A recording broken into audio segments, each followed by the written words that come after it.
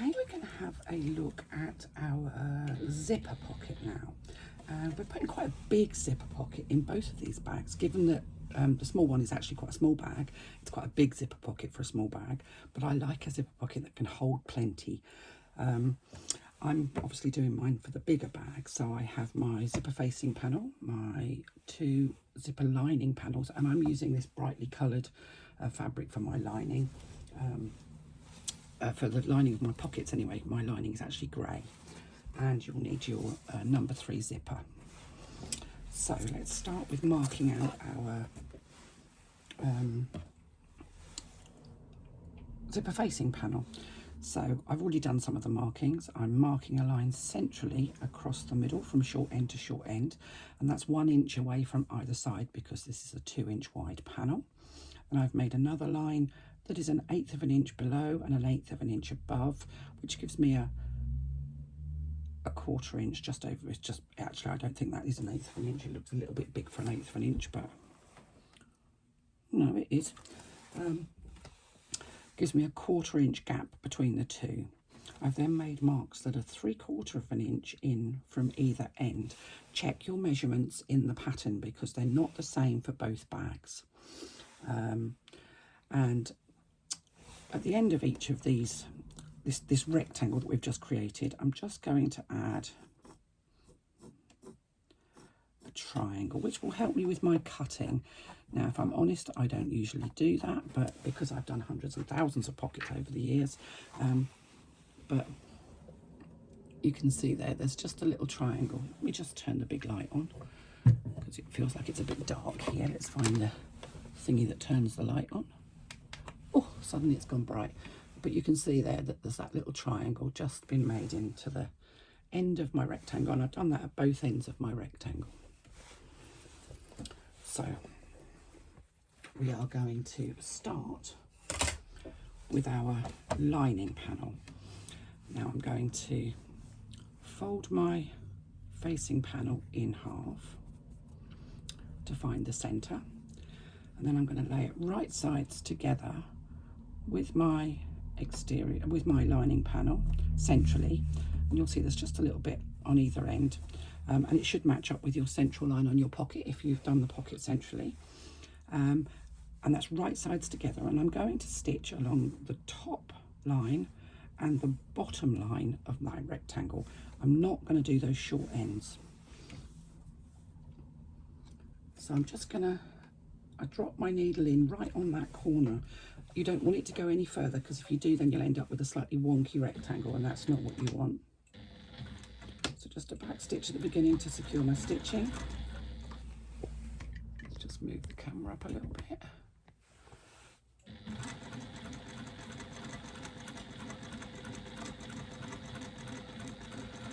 I've interfaced this facing panel with a non-woven fusible interfacing. You can use a woven if you want to. Non-woven gives a slightly crisper pocket aperture, which I like.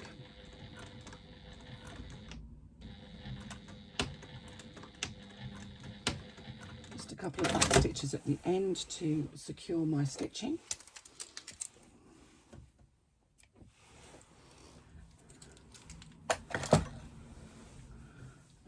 The same again along the bottom of that aperture.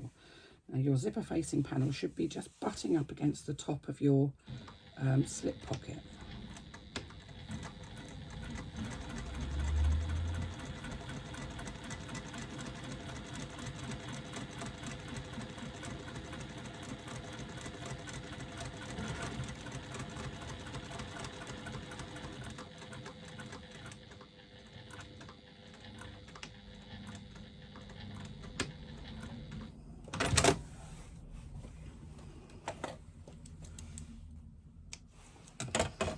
There you can see we've just stitched from the very outside edge of our rectangle along to the same point on the other side. We haven't done these short ends. And I'm just going to kind of fold that in half and make a small cut along that central line, which just allows me to get my blades of my scissors in. And I'm going to cut along that central line, and when I get to where I did that triangle, and those triangles are approximately 3/4 of an inch from the outside edge. I'm going to just cut into that triangle and out towards my stitching, so towards the end of my stitching. Now what I will say is be really careful you don't cut into your stitching. You can see there that I've just basically cut that little triangle out. Don't be tempted to cut that off. I'm going to do exactly the same, going in the opposite direction. Would help if I had my sharp scissors here. I'm not sure what I did with them last night. Put them in a safe place. Can't find them. So now we've done both sides, and I need my ironing pad, which is down here. And what we're going to do is we're going to tuck this facing panel through the hole. I like to tuck the ends through first, and then if you tuck the ends through and then give it a little tug, the rest kind of comes through too. In this instance, so it's my lining panel, but hey ho.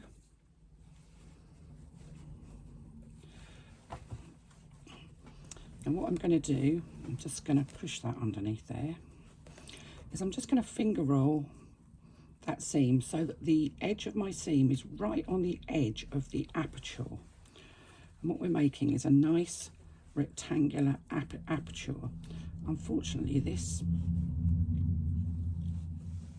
linen stuff is not easy to work with. It doesn't seem to crease. It creases where I don't want it to crease, and the creases that I put in it don't seem to stay in.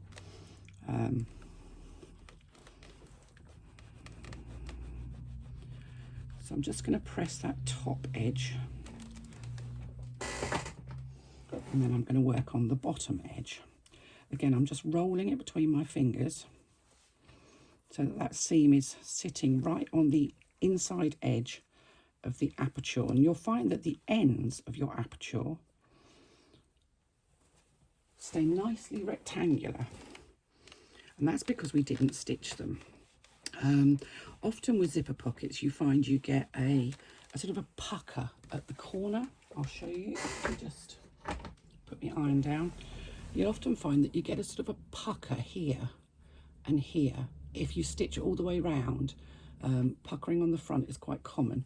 Actually, if I show you from the back, because that's where the puckers tend to arrive, that's what happens on the front, and that's really annoying because the inside of your bag is just as important as the outside. You don't want puckers. No, none of us want puckers. Now, being on the back, no problem. Nobody's ever going to see that. Let's just continue along the other side there.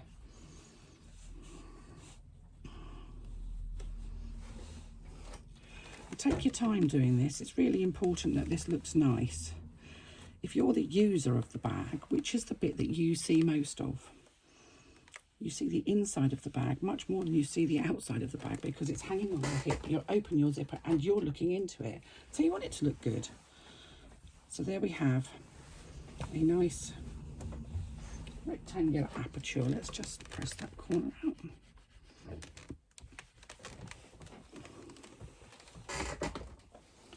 A nice rectangular aperture ready for our zipper pocket to go into.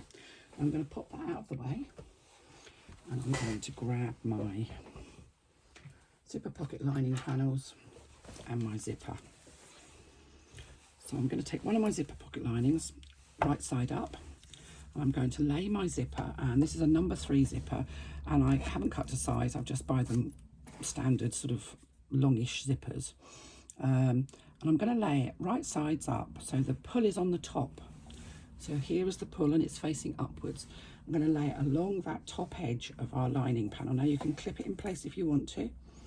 I'm not going to. I just lay it, move it to my machine and stitch. And I'm going to stitch down the outside edge using a scant 1/4 of an inch seam allowance. Now a scant 1/4 of an inch is just less than a 1/4 of an inch. It's a bit of a peculiar measurement because I don't think it's very exact. but it doesn't really matter for this that it's not an exact measurement. I can't tell you it's 3/16 or you know, it's just less than 1/4 of an inch. So I've stitched down that top edge, so now the zipper is attached to the lining. I'm going to take my second lining panel, lay it on my table. Let's just move that. With my first lining panel, I'm just going to pull that zipper out from on top where I've stitched it, and I'm going to lay it right sides up onto the second lining panel,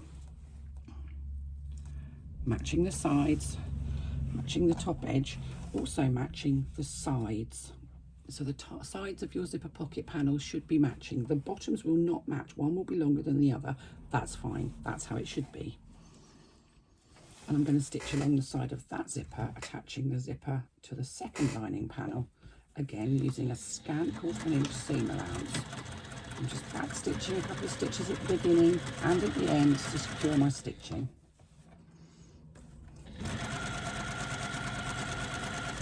Now if you've used zipper on a roll and added your zipper pull, it's worth just making a couple of stitches at each end of your zipper just to make sure that the zipper pull doesn't come off, because that's really annoying.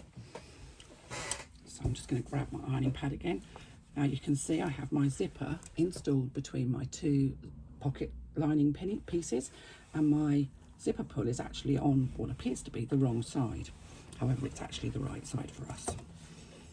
So I'm just going to, you can see that the seam allowance sticks up. Just going to press that seam allowance open.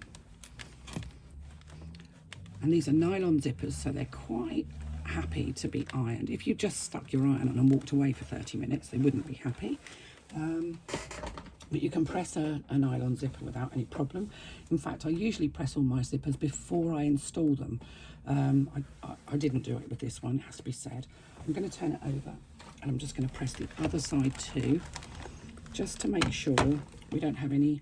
You sometimes get almost like a little pucker here on the side where perhaps the lining isn't pulled out far enough, and I don't want that. So I'm just going to give this side a press too, pulling those linings panels away from the zipper itself.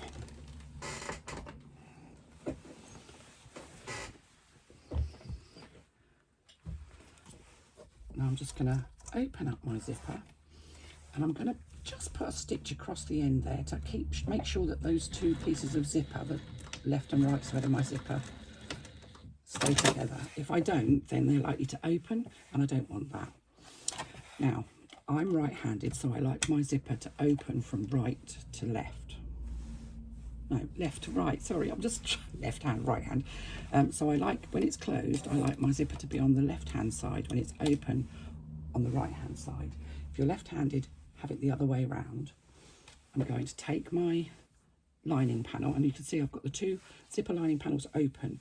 I take the lining panel that I made my aperture in, and I'm just going to lay my lining panel on the top of my zipper, making sure that my zipper is located centrally within that aperture. Your lining panel will be sticking out the top, and you can see that it's central because you'll have an equal amount of fabric showing on either side. It is a fraction, it's just about 1/4 of an inch. I'm just going to change to my zipper foot. If you feel like you want to put a couple of pins in to hold it in place, then that's fine. Some people like to use double-sided tape. What am I looking for? Underneath, or sort of on the sides of the zipper, so they'll put a little row of double-sided tape either side of the zipper to hold it in place. I just don't. I'm not great with double-sided tape. It's funny stuff. It doesn't like me much, so I tend to try and avoid using it if I conceivably can. I just position my zipper so that the teeth are centrally located within that aperture. I slide it to the machine and I stitch. I'm leaving long threads top and bottom because I'm going to tie off my stitching. And I'm now going to stitch all the way around the outside of my zipper. Sorry, just move that. Around the outside of my zipper aperture using an 1/8 of an inch seam allowance.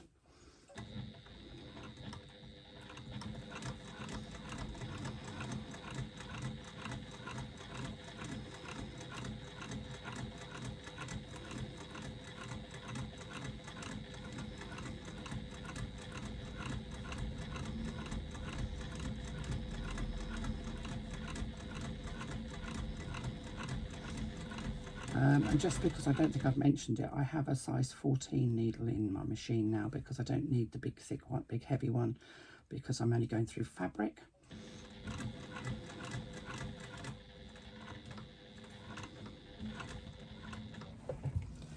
Come to the end.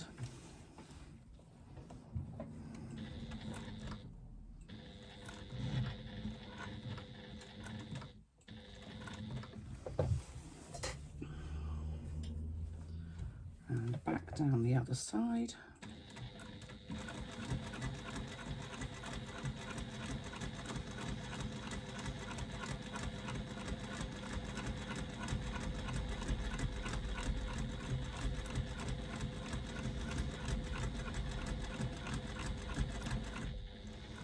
When you get to where your zipper pull is, leave your needle in, raise your foot, and pull the zipper pull out of the way. Again, the same problem as we have with all zippers is if your foot touches the side of the zipper, it's just going to knock your stitching so that it goes wonky, and you just don't need that. We all have the capacity for wonky stitching. We don't need zippers to make that worse.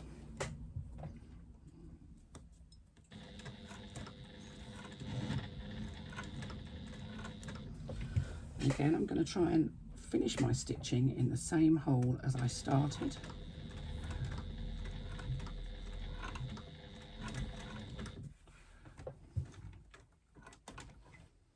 And look at that, spot on. Raise my needle, pull my work out, leaving myself nice long threads. Then I'm going to grab my self-threading needle, and I'm going to pop both the threads from the start and the finish through the needle at the same time. If you're using an ordinary needle, you probably won't be able to do two at the same time, so just do one and then do the other. Through to the back.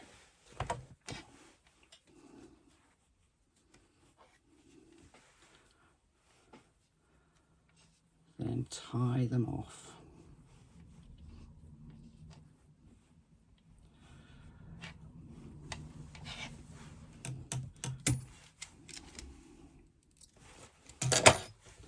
And there we have our zipper installed. We still have our lining sticking out the top. So I'm going to turn my work over, and I'm going to pull my lining from the top. Let's just move the camera again. From the top down towards the bottom. And you can see that one of your lining panels is about 1/2 inch longer. We're going to trim that off so that it matches. Again, people will tell you it's wasteful. And that I'm being lazy because I don't give you two different pocket panels at two different sizes. But do you know how difficult it is to remember which one goes on the top and which one goes on the bottom? It's just so much easier to cut two the same size and lose 1/2 inch of fabric. So there we have, our two linings are now together. And I'm going to just make a couple of small folds in the bottom of our lining panels. Now these are approximately 1/4 inch, and I say approximately because I'm not measuring. I'm just folding, making a small hem on the bottom of the layer of my pocket lining. So I'm turning the fabric so that it's wrong sides together. So that's my top one done. And now I'm going to do exactly the same thing for my bottom one. And what I want is, if I use both of them together, then I can actually make sure that they're exactly the same length. And that's what's important. These little hems help when you're finishing your bag, because we turn through the pocket. It just gives you a much neater stitch line to finish that hole where you've turned your bag.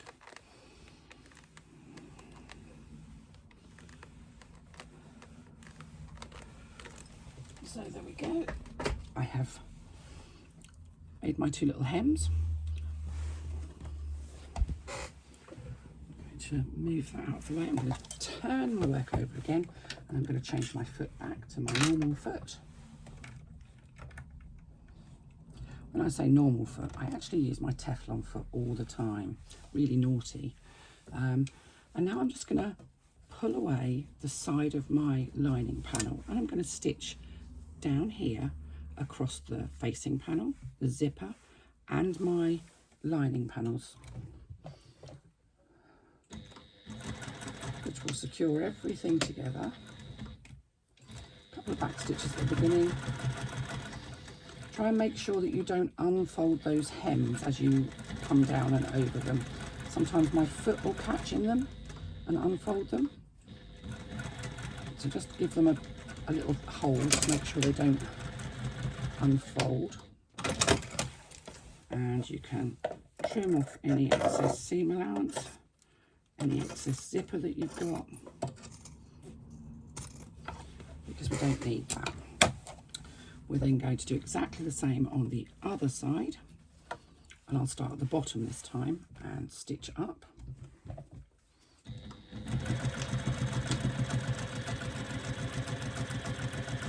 A couple of back stitches at the beginning and the end.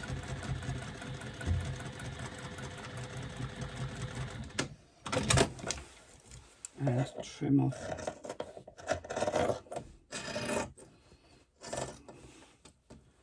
any excess seam allowance. And there we have our back lining done. So I have my two fabulous slip pockets and a lovely cavernous zipper pocket, and you'll notice that there's no exposed zipper tapes in there. There are several methods to do zipper pockets, and the one that used to be used all the time had exposed zipper tape inside of it, and I hate it, so we don't use that. I don't use that method at all. If this isn't your preferred method of fitting a zipper pocket, then please do use your preferred method. This is just how I like to do it, and I think not having any zipper tape exposed inside of the pocket gives a really professional finish, and I really love that I've used something different inside my pocket, which I don't normally do, but I think it's gives a bit of a pop. But if I put my hand into my pocket, you can see it's open at the bottom, and this is where we're going to birth our bag once it's actually created. So there we have the zipper pocket on our lining, all finished. Now I am just going to run a basting stitch up that side because I somehow managed to miss the side of my bag of my lining when I did my basting stitches, and that's going to annoy me. That's better. So there we have it, one zipper pocket installed into our bag. So I'll come back to you and we'll look at how we complete our zipper placket, and then we'll look at constructing our lining.